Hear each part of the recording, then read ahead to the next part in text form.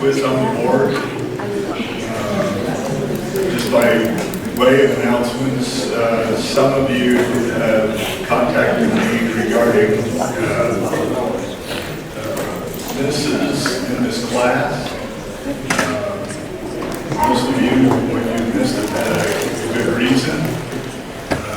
If you missed, you can make up credit for the absences you've had. If you'll just get in touch with Kevin, he'll direct you to some online lectures that you can listen to and turn in a report on. But do it so you don't get a bad grade in here. It's an easy class. You should all get an A out of this. Get a hold of Kevin in this class. Our opening prayer this afternoon will be given by Sadie Thompson. Sadie's a freshman here from Pleasant View, Utah. She's undecided on her major, but that can be forgiven. She's a freshman, I guess. Sadie.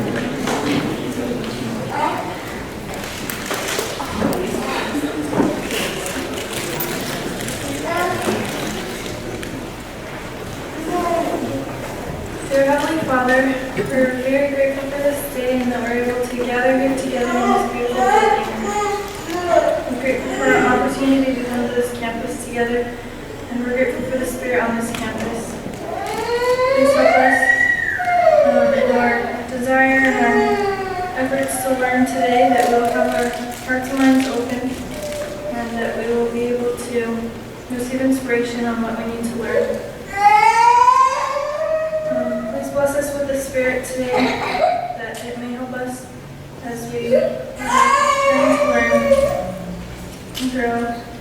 And we're grateful for all of our many blessings here. And we say these things in the name of Jesus Christ. Amen.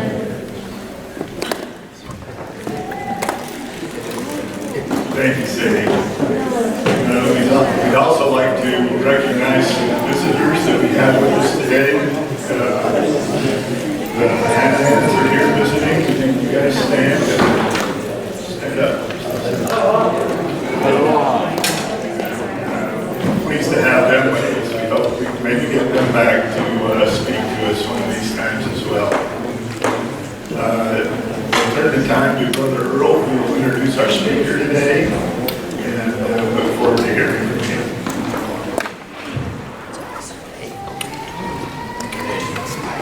Thank you.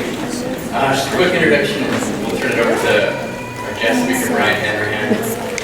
About 12 years ago, I was a young finance analyst at a company in California. We had way too much work to do, and my boss said, you need to go out and hire someone who's better than you are. So I thought, that should be too hard. So I interviewed a whole bunch of people. They were all terrible. Finally, I got really upset. I called up BYU, and I said, I want someone with an engineering background, an MBA in corporate finance, and they better be good. And that afternoon, I got a resume for Hanrahan. Now, I know you look at your teachers and deans, and they don't seem to have a lot of contacts, but you need to know that there are people who call them, and they're looking for you. So I would make sure that you just keep good references. Get ready to graduate. I had a chance to meet with Brian. He's the perfect candidate. We brought him on, helped us with a lot of analysis with mergers and acquisitions. After a short period of time, it got to the point where the CEO of the company would not make a decision until Brian looked at the analysis. The question throughout the company, if we had to make a financial decision, the question was, has Brian looked at this yet?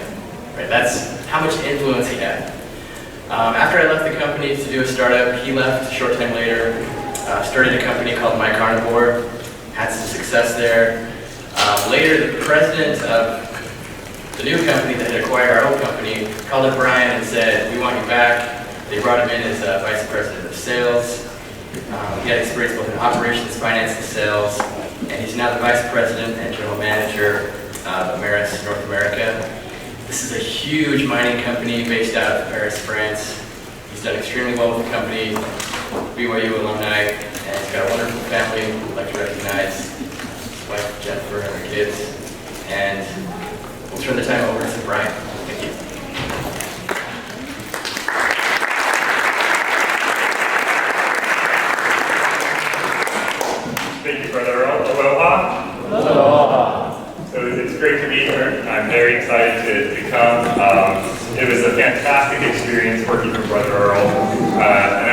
wonderful boss, a great mentor.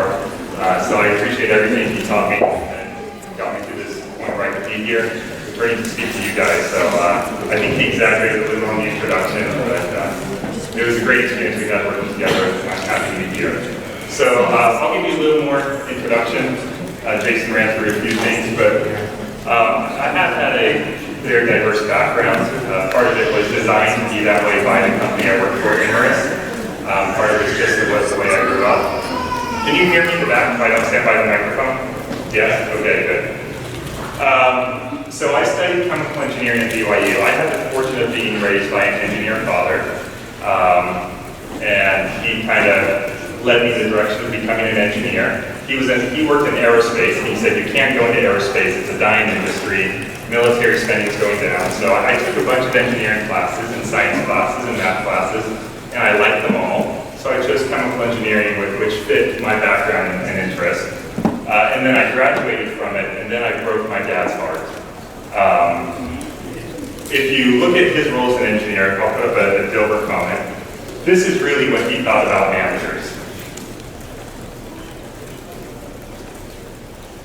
So when I turned down offers to go to graduate school and get a PhD in engineering, to go to business school, this is a path in his mind that I was choosing. Going into business and going into management. But it really helped having a technical background and engineering background, and then getting to work for a company like Imerys, it was then World Minerals, which was an industrial company where I could use my engineering skills. So it was great to go work for Professor Earl. I started in finance. After 2 years with the company in finance, we were acquired by Imerys. So we became a little company, but it was still a global company, World Minerals. We had operations in Asia, Europe, South America, the US, and then we became part of Imerys, which was a big mining company. And at that time, I switched from working in finance to going to work at one of our operations in Lompoc, California, which I'll talk more about a little later. And I was a plant manager there. So it was after being a plant manager, working in the plant operations for 2 years, when I quit the company to start my own business, My Carnivore. And I became a plant manager over real plants, like carnivorous plants, Venus flytraps and other carnivorous plants. And I was managing those plants instead of the big mining plant. And that was a great experience being an entrepreneur. This was a concept for My Carnivore that I came up with and with the team, and it created and managing new ventures class at BYU Provo. So it was a business plan we wrote for the class. We entered the BYU business plan competition, got second place and got $10,000. And then we all graduated and did nothing with the business. And then it was about 4 years later when I launched the business full time. And my dad, the engineer, said, you will fail, it will never work. Nobody will pay more than $5 for a carnivorous plant. And I was successfully selling them for $20. So it's the engineering perspective versus with the business background, you can see a niche market, you can see a better way to market, a target group where you can get a premium and make a business successful.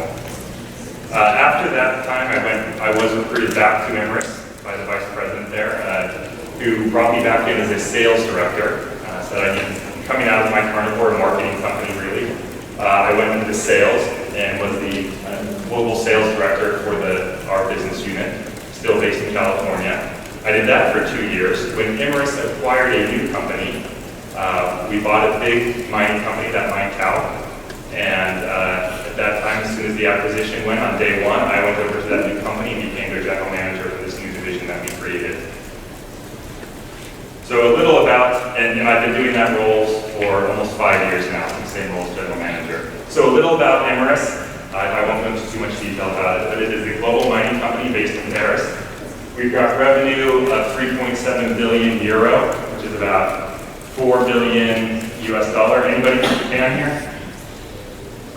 No? Okay, it's $500 billion yen. Everything sounds more impressive in yen, so $500 billion yen revenue. You can see our operating income is a very profitable business. As far as mining companies go, this is a profitable company. It's well run, well managed, all over the world.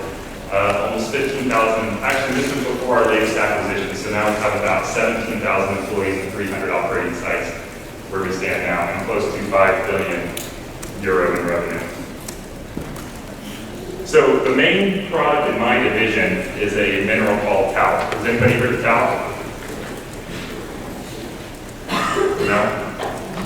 Nobody? Going once? No? Okay.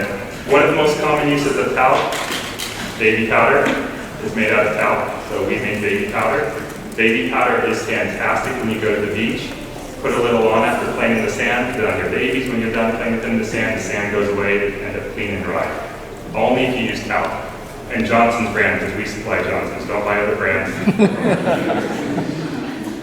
But most of our talc actually goes into industrial applications. If I look around this room, there are numerous products on your carpet backing, on those tables, on the paint, probably some, if you have cell phones, the batteries in your cell phones, your laptops have minerals in the plastic around them.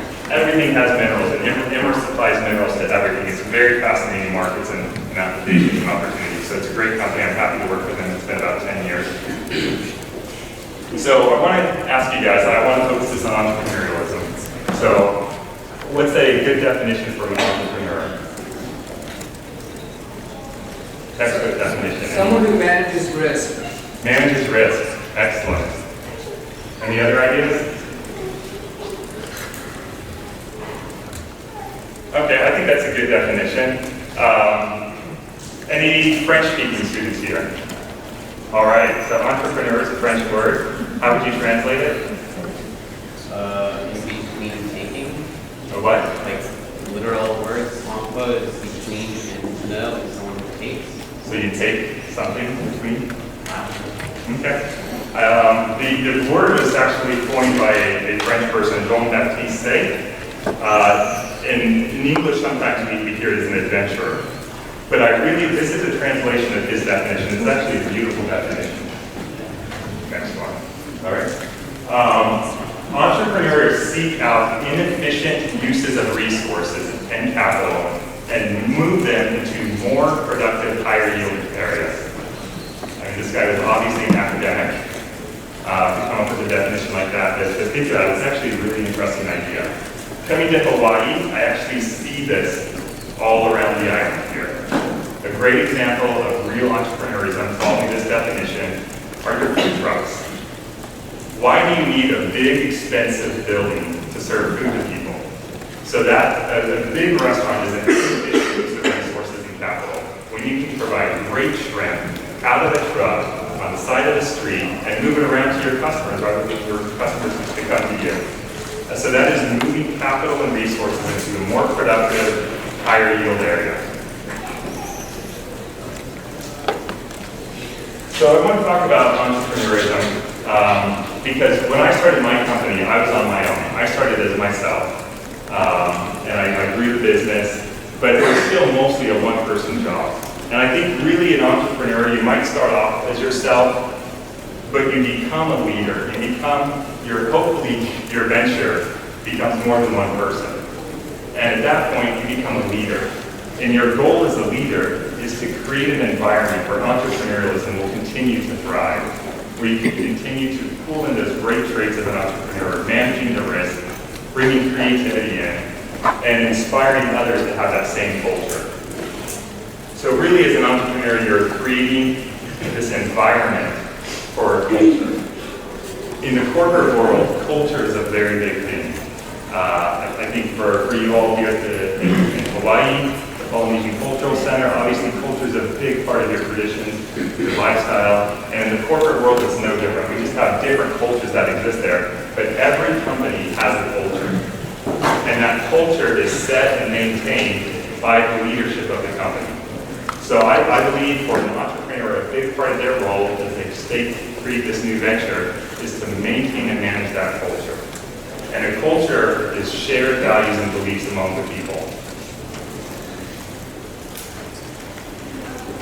Anybody recognize this area on the map? Where is it? Oh, sorry. My slider is not seen. Now I got off you guys. Sorry about that. Trying to get back on track.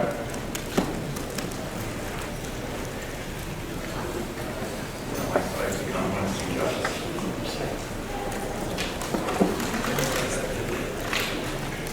There we go. Okay. Now does anybody recognize this area?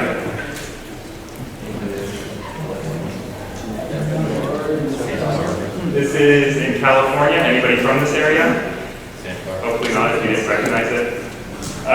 This is the Bay Area of California. So right up here at the tip you have San Francisco, and down here you have Silicon Valley. Silicon Valley is one of the most beautiful examples of culture and entrepreneurialism.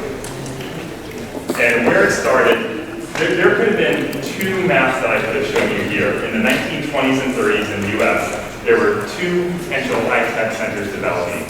One of them was the Bay Area, Silicon Valley. The other was in Boston, just outside of MIT. It was called Route 128. A lot of startups were going to Route 128 when two people started a company in Palo Alto, California. So this is a picture of Bill Hewlett and Dave Packard. You can probably guess what company they started. Hewlett Packard.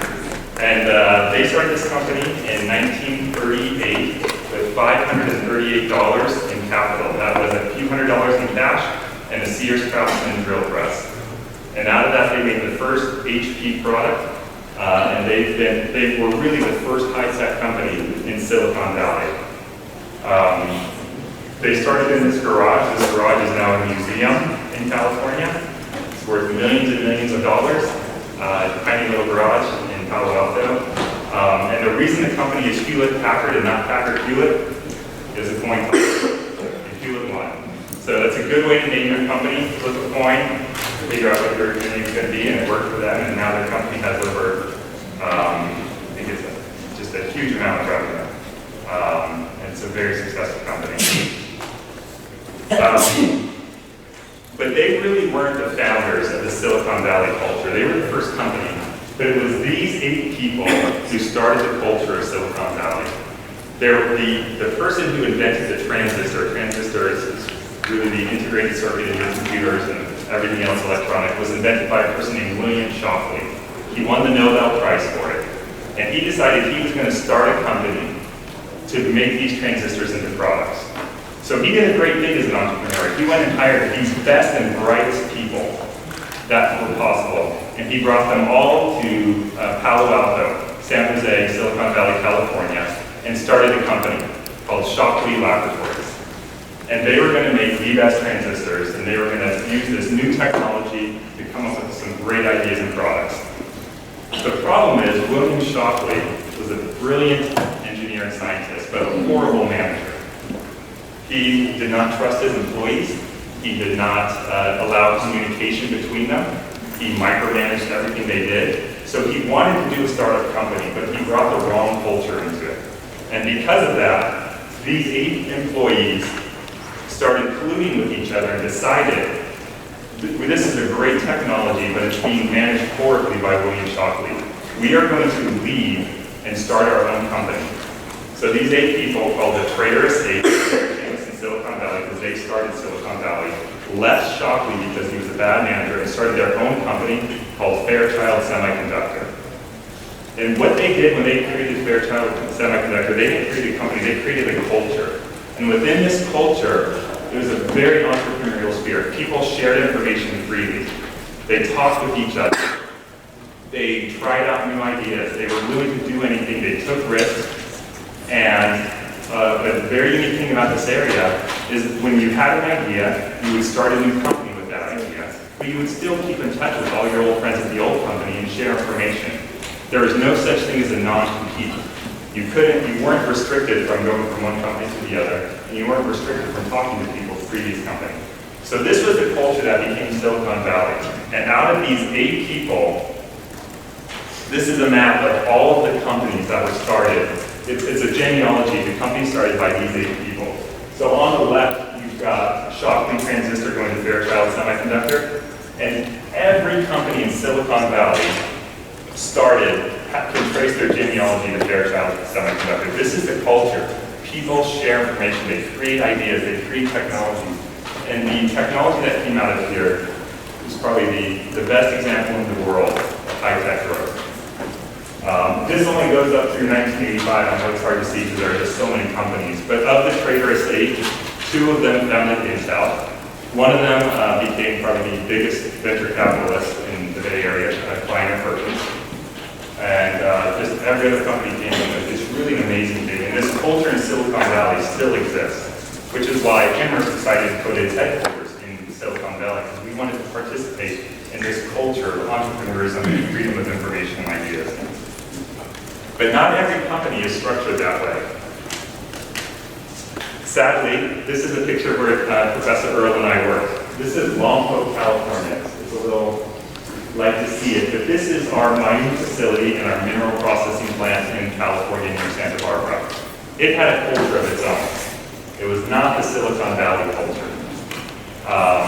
People did not work together well. They did not share information. People, when you were good at something, you kept it to yourself so that I guess you were creating job security. You didn't want others to know what you were doing and how you were doing things because you wanted to feel needed by the company. It's good for that person, but it's bad for the company, it's bad for the environment. So when I left Lompoc after 2 years, I had a personal motto. And that motto was, if you want something done right, do it yourself. So when I left there, I felt the only way to get something done is if I do it, because I don't trust the people I work with. I don't feel they're empowered to do it as well as I could. If I did it myself, I feel it would be better outcome than if I trust somebody else and empower them and help them do it. And that's the culture I left when I started my own company, My Carnivore. And unfortunately, I applied that same culture to My Carnivore. This was my startup company. I did everything myself because I thought I could do it better. I spent 3-4 months making my own website, which I could have easily outsourced to somebody else and spent that time doing something more valuable. Every day I would spend hours in the greenhouse packaging product, my plants, and taking them to the post office and mailing them. I would print the shipping labels. I did everything myself because I felt I could do it better myself than somebody else could. And because of that, my company could never grow. Because I was the one who was going to be out marketing the product, making new products, finding new opportunities, meeting with potential customers, developing a lower cost supply chain. But instead of doing those things, I was packing product in the greenhouse. And a lot of that, I think, is because I created this culture in My Carnivore. Yes, it was one person, but my culture there was I had to do it myself to get it done right. And that was my biggest mistake as an entrepreneur. I should have brought more people in. I should have hired help. I should have hired others to help out in the business and make it grow and be more successful so I could use my time for better things. So that's, you can see two different cultures there and how it impacted me. So now I'm back at Emirates. I am in a very fortunate position to be a general manager, which means I am responsible for an entire division. I have about over 250 million in revenue in my division and over 500 employees. And then I've got all of the teams reporting into me for sales and marketing and production and finance, etc. But because I'm part of a company, I can't define the culture for the entire organization.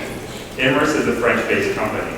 It has a culture based in Paris that is spread out throughout the organization. When I first became a general manager, I tried to adapt. I had learned from my mistakes at My Carnivore, and I realized I needed to set a different culture. And I tried to create a purely entrepreneurial culture at Emirates, and it didn't work because I was not being consistent completely with the corporate culture. So they were getting one message from me on how I wanted to do things, and a different message from corporate. And that is a big challenge when working for a large corporation. But I could work very hard and do my best to create a specific culture within my division, and wherever I could, have that go down. And really, since being at Emirates, my attitude has changed. I used to say in Lompoc, if you want something done right, I have to do it myself. Now my attitude is, if I want something done right, I have to give it to somebody else because they're going to do a better job than I am. And I'm starting to sound a little like that Gilbert comic, so I'm getting worried now. But I have a fantastic team, and they are empowered, and they can do things their own ways, different how than I would do it. But it works, and it lets them own it and be successful and be their own entrepreneur over their field. So as I look to balance this corporate culture versus the entrepreneurial spirit, there are 3 guiding principles that I use, and they come from a Russian engineer. Any Russian speakers here? All right, can you read that name, please? Piotr Yakovlevich Palczynski.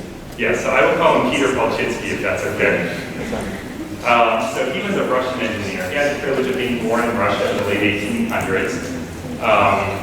Grew up and became a mining engineer, so really close to my heart working for a mining company.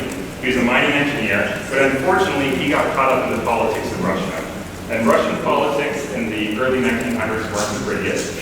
There was a revolution in 1905, and unfortunately he had some disagreements with the government, and he was exiled to Siberia for 8 years. So this nice young engineer with the family in Siberia 8 years. He comes back after 8 years, and guess what he does? He goes to work for the government again. So very loyal guy. Even after they exiled him, he still comes back to work for them again.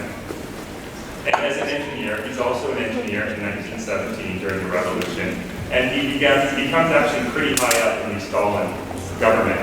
And Stalin had a culture of his own. One of Stalin's ideas was technology decides everything. The culture for us is going to be go big with technology. We're going to be the biggest and the best, and we're just going to go, there's a new concept, we're going to make it big. And it seems like a good idea, but Peter Palczynski had a different culture. He said technology is nice, but people matter too. There's a social aspect to everything we do. And if we ignore the social aspect and just focus on the technology, or just focus on the product, or something else, you're going to miss it and you're not going to be successful. So he tried to bring a social aspect into engineering projects. He worked on 3 very large projects for Stalin. The first was a big mining site that's called Magnitogorsk. And Russia found the largest iron ore site in this huge mountain, and they were going to mine it. And they would have enough iron to last for hundreds of years. And so Stalin said, build the biggest mining city ever, and we're going to be rich in iron. What Stalin didn't recognize is this mining site was way out in the middle of nowhere. And once you got the iron ore, it was almost impossible to bring it to anywhere where you could actually use it. But anyway, they built it. Peter Palczynski said, this is a bad idea, here's why it's not going to work. Do it anyway. So they built it. The second project he worked on was a dam on the Dnieper River. And we need electricity, let's build the world's largest hydroelectric plant. And so they were going to do it. It was huge, the biggest dam ever. So Peter said, no, you can't do this. There's not enough water. The water moves too slowly here. You will never be successful in it. And sure enough, they built this dam, and it never really worked. There wasn't enough water. Nobody did a test, nobody did a study. They just said, let's build the biggest dam ever. The third project we worked on was actually the most tragic. It was a White Sea Canal. They wanted to build a canal so that they could transport goods back and forth. And unfortunately, the canal was poorly designed, but it was going to be the biggest and the best at Stalin. So when they went to build it, it froze in the winter, so completely unusable for 6 months. And most summers there wasn't enough rain, so it was unusable during most summers. Here's the tragic part. In the building of this project, and this is really what got Peter Palczynski upset, 20,000 people, not worked on the project, 20,000 people died trying to make this canal. Absolutely incredible loss of life to build a canal that didn't work because it wasn't engineered properly, and the social aspects were completely ignored. If there is no thought to the people or the culture, it's just go with the technology. Peter Palczynski spoke up against this and was never seen again. He was executed for his disagreement with Stalin's engineering approach. But what he came up with were 3 guiding principles that I use all the time in my company and that are fantastic for creating an entrepreneurial environment. First, seek out new ideas and try new things. You have to find new ideas and always be looking for new opportunities. Second, when trying something new, do it on a scale where failure is survivable. When Stalin went to build a dam, he didn't do a small pilot. He built a big one and it failed. He didn't know it would fail because he didn't try it out first. Everything I do with my business, I'll talk to my engineering director and he'll have an idea. And he'll tell me his idea and I'll say, well, what's the cost of failure? Well, the cost of failure is we lose, a month of work for this guy because he'll spend his time on this. Okay, that's survivable, let's do it. We get to try out a lot of new ideas and develop new products or try new processes because we understand that the cost of failure is small. If the cost of failure is too large, we say no, find a different way to do it where you can prove out your idea without costing too much. And the third one is the most important and most easily skipped. Seek out feedback and learn from your mistakes as you go along. Doing a pilot study, doing a test market, doing a focus group isn't any good if you don't learn from it and incorporate it into your next step. So this is an iterative process. You go back and try it again with the feedback and the learning that you got. These are fantastic principles for an entrepreneur where you don't have the resources to go big at first. You need to prove your concept, prove your product, prove your market on a small scale where you can survive it, but still learn enough from it to make your second go-around better.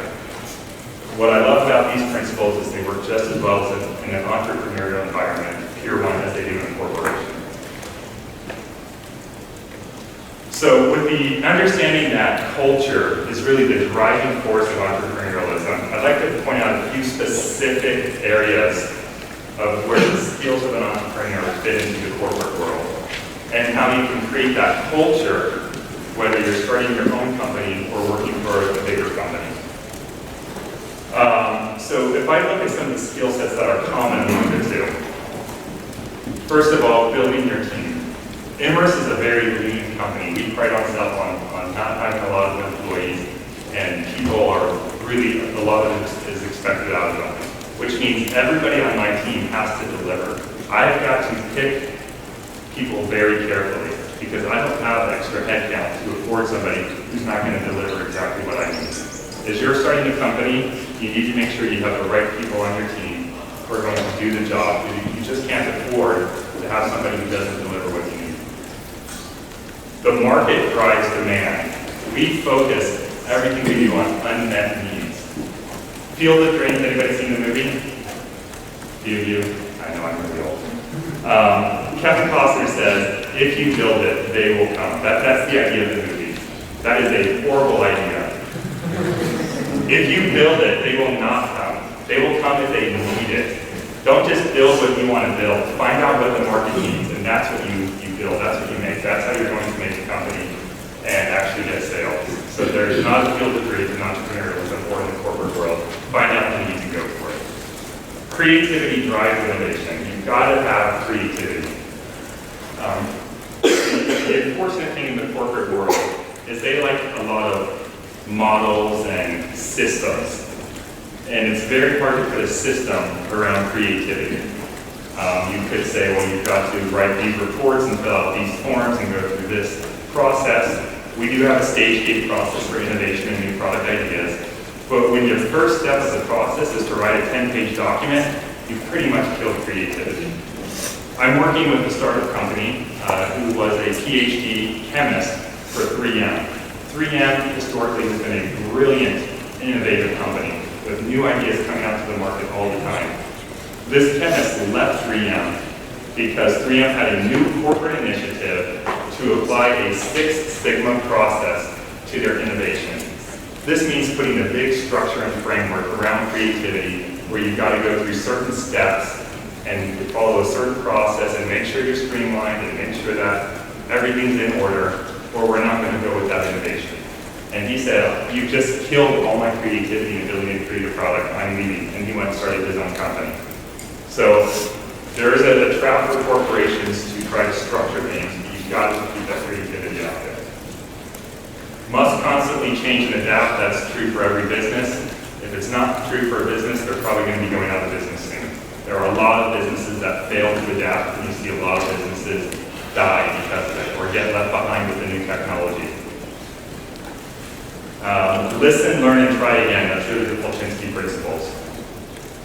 And finally, you must sell and promote projects within the corporation. Just because I work for a corporation doesn't mean I don't do elevator pitches all the time. Because I have to get approval for money. I've got to get capital spending approved. I've got to get approval for resources to be allocated to my division. So I still use those selling skills.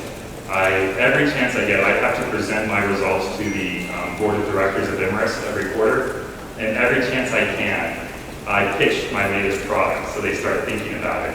And I pitch the project for them, and they start thinking about it. And I needed $20 million to build a new plant, and when I was ready to ask for the money, he approved it in a couple of days, because I had been pitching this idea to him for so long. It was just a formality because he already knew all the details. So salesmanship, pitching yourself, pitching your ideas is just as valid in any environment. So there are some great aspects of being an entrepreneur in a corporate environment. I get a paycheck every 2 weeks. I never have to worry about that. It's the same amount every time. Also, when I need money, I can raise $20 million by going to the CEO and asking for $20 million. Yes, I have to do a lot of paperwork to justify it, but I can get the money because Imerus has that kind of money sitting around waiting for good projects. So I really don't have to worry about investors. I don't have to worry about where the money's going to come from for my next big idea. It makes it easy to innovate and launch new products.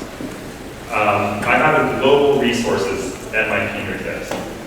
Not in my division, but within Imerus, there are divisions in Asia, Europe, South America, everywhere in the world. There's entire departments for marketing, finance.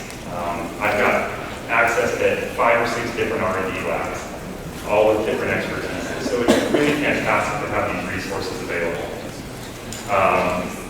So anything I need, I can reach out and say to the marketing guy in Europe, how's the market for this product in Europe? What do you think it needs to be successful there? How do I pitch this in South America? What's happening with the exchange rate there? How are American products being perceived? It's really great to have those resources. And the greatest thing is it's easy to hide losses. We tried to launch a product called Class. I lost $1 million last year on this new product launch. You know, nobody really notices because I just say, yeah, it didn't work, we lost $1 million, but energy prices were low, I was able to hedge in a better exchange rate between the US dollar, Canadian dollar, and I made up for it. So, you know, if you're an entrepreneur and you lose $1 million, depends on the size of your investors and how they feel, that could be a pretty big deal and that can kill your venture. But within a corporation, you get a little more flexibility. So it sounds really nice and great, so now I'll go into the downsides. So I've got 2 slides here. The first are the traps. And this is really what you've got to overcome. And the second thing are what really kills entrepreneurialism. So the traps are a publicly traded company. Unfortunately, in the world today, my opinion is publicly traded companies are very focused on short-term results. I was in a meeting with our CEO, and I asked him, what are your objectives? And he said, the Imerus Board of Directors has 2 objectives. The first is to maximize current year operating income. We have to be as profitable as possible this year. Second, dramatically transform Imerus over the next 5 years. Those goals are completely in contrast with each other. You can't completely change a company and open up new markets and new opportunities and new products when all you care about is current year operating results. So it's very difficult to be in this environment where short-term results drive so many decisions. It's actually very frustrating. My manager does not share my same culture, as Professor Earl knows. So I want to move quickly. He wants to move slowly. I can't get approval for things until he's gone through 10 rounds of analysis. And by then, the opportunity's passed and we move on to something else. So it's really hard to have conflicts with the manager. Cultural clashes. What I say as a general manager, my #1 job is to protect my employees from Imerus. Imerus is very consuming and very demanding. So I try to keep my companies away from this corporate giant that loves meetings, that loves reports, that loves internal analysis, and almost to the point where the customers seem to come last sometimes. I get in a lot of fights with our legal team because they want to contract for everything, and I'd rather move faster and work on a handshake. That doesn't work in the corporate world. And I especially get in a lot of fights with our intellectual property legal team.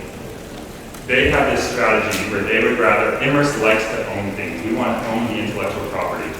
So they would rather own all of nothing than part of something. So I want to cut a deal, do a joint venture, share the IP ownership. They're like, no, we don't share IP ownership, it's all. And I'm like, well, this opportunity won't exist for us. We'll get nothing if we don't move forward. Wouldn't we rather have part of something? No, we'd rather have all of nothing. So I've lost that fight many times. So I have something here called the view factor. This is the ratio of time spent looking up versus looking down. And by looking up, I mean spending time reporting to my boss, updating him on the business. And looking down is time looking at my team, my direct reports, and looking out is looking at the customers in the market. Sadly, I often spend most of my time looking up, dealing with internal meetings, budgeting processes, and it keeps me from engaging with my team and engaging with the market. So that's a big challenge in the corporate world, is how do you stay market focused when Immerse could consume 100% of my time. One of our marketing directors, who Professor Earl knows well, Tom Sopizio, and this is a direct quote, said, "We spend all of our time making PowerPoint presentations while our competitors do nothing to focus on eating our shorts." Direct quote. But he's right.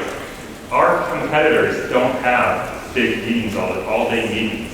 They go out in the market and they meet the customer needs.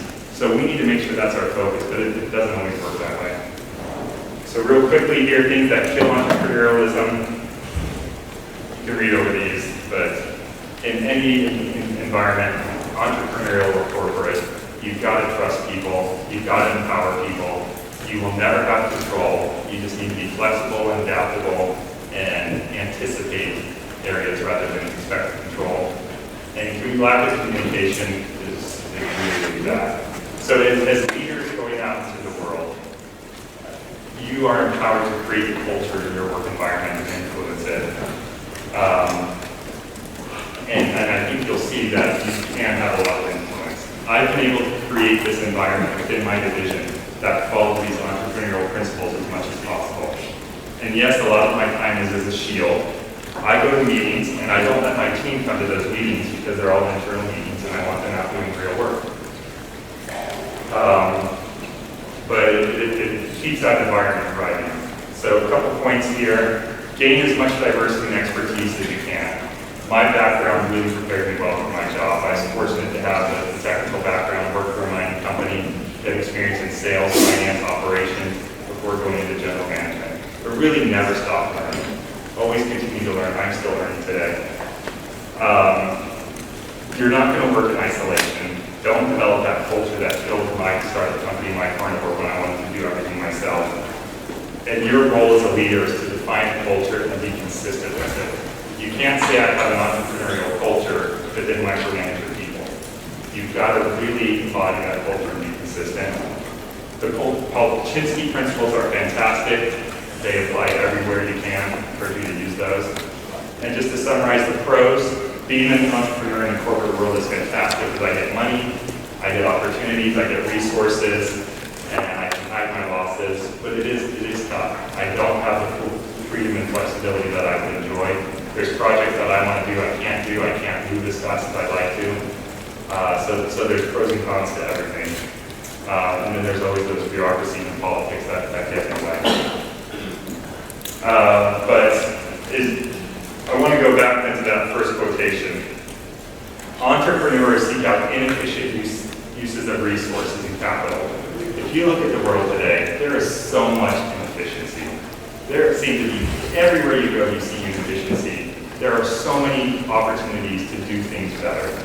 So your role is to find these inefficiencies, find these unmet needs, and figure out a way to do them better. How can you do them with less capital required? How can you do them faster? How can you better meet the needs and make things more efficient? And there are so many opportunities out for you to do that. And you can have this mindset and this approach, whether you're starting your own company, working for a small startup, or working in a bigger company. Thank you.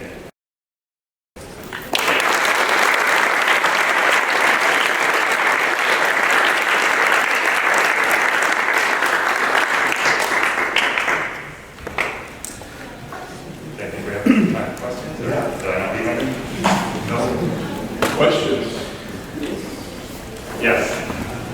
Now that you've gained some experience and learned from some mistakes in the corporate world, would you ever consider going back into entrepreneurship and starting another company, or have you done something on the side? I haven't done any since then, but I definitely still have that desire. I found a few ideas I kind of tossed around but nothing that's really attracted me enough to go do it. I think if I did it again, I could definitely be more successful with everything that I learned my first time around. Build a team right away, bring in resources, don't be afraid to spend money. Get money from investors if you need it. So I hope to someday, if I see the right idea, I'd definitely be willing to get into it again. What would be the biggest thing that would keep you from doing that, I guess? Like, if you Once you get a paycheck, it's hard to give it up. So I would say, going into something, I want to make sure that I can continue to provide for my family during the transition. So either getting some funding up front, or just seeing a fast path to revenue. And I've got some Imerus paraphernalia, they're little Imerus flash drives for those who ask questions, so I'll have this up here for you. I won't try to throw it to you.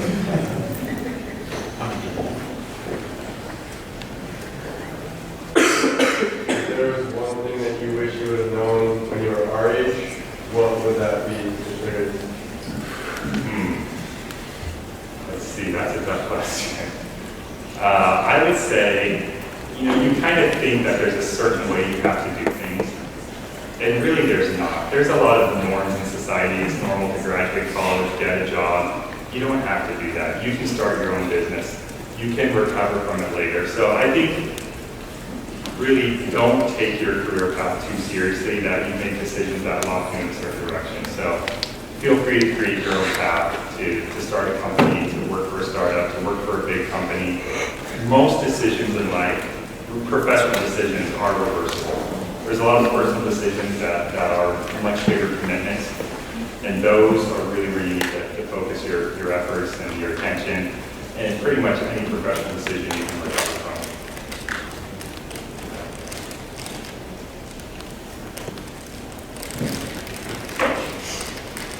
4 gigabytes that part of space. Curious as to your transition, because you got this first job and then you went back and kind of, I feel like it was a completely different field that you're working in for your own startup, the carnivore, the plant carnivore. Yes. So I'm curious as to what caused you to leave, I guess, a semi-secure environment and job to go do something that seems very completely different. That's a good question. So I got second place in the business plan competition. I had this concept, and then I just got this job, which was a great job. But always in the back of my mind was this idea, and I could hear my professors, Professor Gary Rhodes at BYU Provo, saying, you should start this company. And so I kept hearing that and wondering, could I turn this into a company? What would happen if I tried it? And I thought, if I never start my carnivore, I'm going to wonder my whole life what would have happened if I started it. And it was that thought that drove me to find, I'm just going to do it so I don't have to wonder about it. Because I'm just going to think about it and not be sure, and I knew I could recover. I felt confident that if it was a total failure, I could get a job again. That I'd figure out some other way to make money. So just take the risk and figure it out so I don't have to have that thought bugging me the rest of my life. What would happen if I tried this? And I encourage my employees to do that. I had an HR director who quit Imerus, and she said, everybody talked to her, Elizabeth, you're making a big mistake. You're not going to be successful outside of Imerus. You need to stay here. You've been with the company 20 years. And I told her, Elizabeth, leave Imerus. You're going to do great. Go find another job. Try it out. Don't stay here if you don't want to. She's like, you're the first person who told me that. I mean, I encourage my employees to explore and try new ideas, even if it means leaving the company. Because I don't want them to have that regret of wondering, well, I should have done something differently. And if Elizabeth ever wanted to come back to Imerus, we'd hire her right away. So it's really, there's no risk for her. So it's just wanting to explore and not be worried about it. I'm definitely encouraged by that approach as you decide what you're doing. It seems like one of the great ironies for our students is they have the drive and passion, they want to become entrepreneurs, and these big companies love that. It seems like they would much rather grab a student who's studying entrepreneurship and has that than someone who's, vanilla. So why would you say that is? I know Imerus loves former entrepreneurs. Yeah, I would say, it's part of it is that whole culture in Silicon Valley. I mean, whether you're working for Google, Facebook, or Imerus, really is creativity, innovation, meeting unmet needs. It's all the skills of an entrepreneur. It's having that drive to do things differently than the way it's been done in the past. So I think Emirates recognizes, luckily, that there's a better way to do things. And if you just hire somebody who's going to come in and do things the same way over and over and apply the proven principles and use all the DuPont ratios, you're just going to maintain your business. In some businesses you want to maintain, and other businesses are growth. And we see our business as a growth business. And for a growth business, you need that mindset of doing things differently and trying to focus on these unmet needs and developing new ideas. So I think it really is deciding that we're a growth business and a growth company. And not all companies have that culture, but if you do go to a company, make sure it is a culture that will support entrepreneurialism. Otherwise, you're just miserable filling out forms and doing processes. You said that you changed your culture of like having more open, or being more open about ideas in your company. How did you go about establishing that culture in your company? So in the mining industry and mineral processing, we have a lot of silos. So we store our minerals in silos. So we'll have a plant that'll have 10 silos, and there's only one product per silo.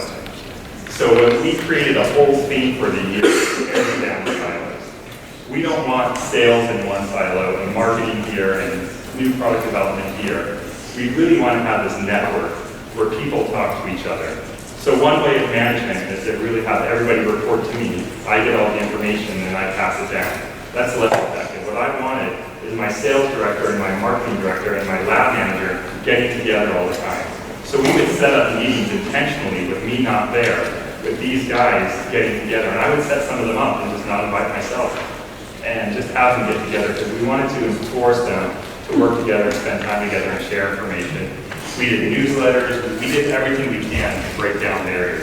And it starts with me also. I help quarterly phone calls with the entire division, everything from my directors to the janitors and the plant workers. Everybody was invited to the meeting where I would update them on the progress of the business, what we're doing, how we're doing, what our new ideas are. So it's just creating this culture where people feel open, sharing information, and communicating with each other independently of their manager. And I think that really helped to get people working together. You said that you spend most of your time looking up rather than down, but for an entrepreneur, is that avoidable? You know, you're right. As an entrepreneur, you're going to have to look up to investors. You're going to have to get sources of money. You're going to have to look for acquisitions, an exit strategy. I would say the most important thing, though, is to not let that consume you and make sure that you are spending enough time looking out to the market and to the customers and then taking care of your employees and making sure that you're maintaining this culture. There was a time when I went out on a trip to meet 3 entrepreneurial startup companies that we were looking at buying. And that trip changed my whole approach because I realized meeting with these 3 startup companies that we were looking at buying, how much time I had been focused on Emirates and internal meetings and not looking at the customers in the market. It was an entirely different perspective. I went home from that trip and just realized I gotta start saying no to meetings, I gotta start minimizing meetings, I gotta do things differently. So I can be like these startup companies that are moving 10 times the speed we were. And these guys are running circles around us. We are still trying to buy one of those companies. I don't think we'll end up buying them, but we're going to end up doing a joint venture development with them. Because these small companies are a lot faster than we are. So if I was not looking at enough, I'm going to miss these opportunities. But it's definitely a balance. You just got to keep yourself in check. So it's that view factor, it's finding the right ratio and making sure you force yourself to maintain it. Emirates would love it if I spent 10 hours a day in meetings with them. They would absolutely love it. But I just got to say no. Actually, they probably prefer 12-hour day meetings. Do you remember those?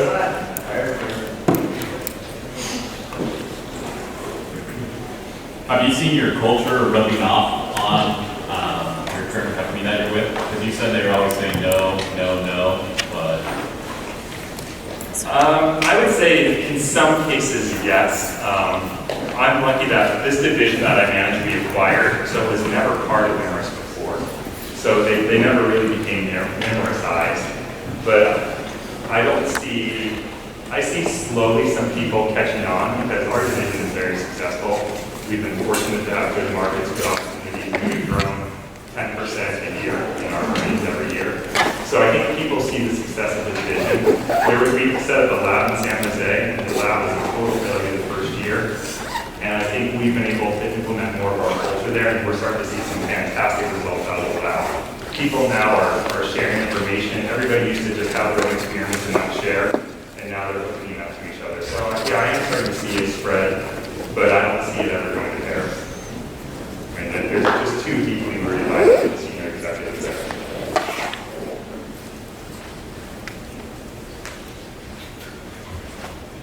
Yes? This is kind of different, but with your personal income, do you invest in other things, or what do you do with your paychecks? I would say two things. One, my job is very time consuming. So between my time at work and family, I really pay no attention to anything else. So I don't really look at investing in other things right now just because of lack of time. And two, living in California is really expensive.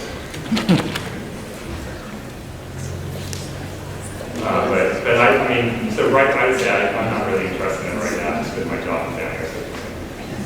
And what are your future plans? How much more longer are you going to stay there, or are you eventually? I love my job.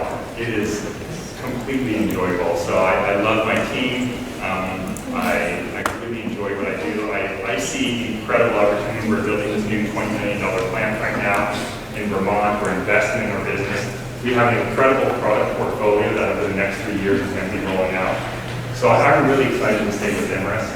So I haven't really thought about looking at other things. But obviously I can't stay in the same job forever. So eventually at some point, I do definitely really have those values and entrepreneurialism inside of me. So if there's the right opportunity, I would definitely consider it.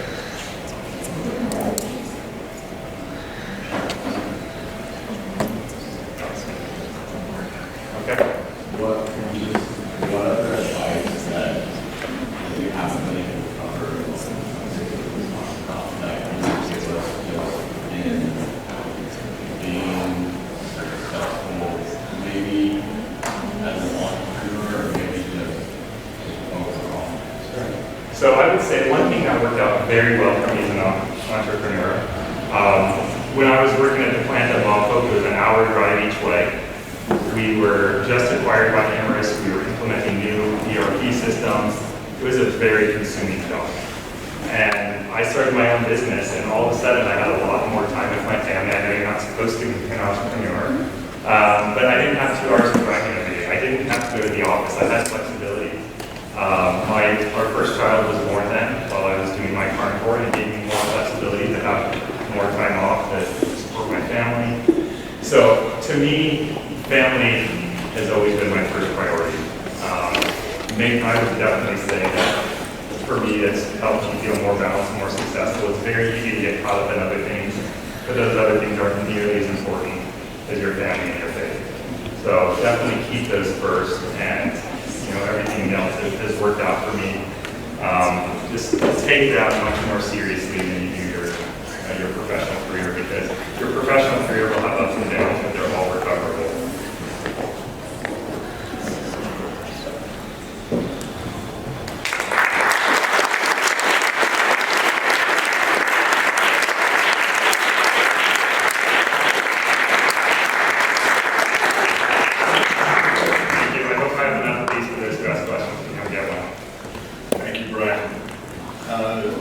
Brian is going to be with us for a little longer back in the corner.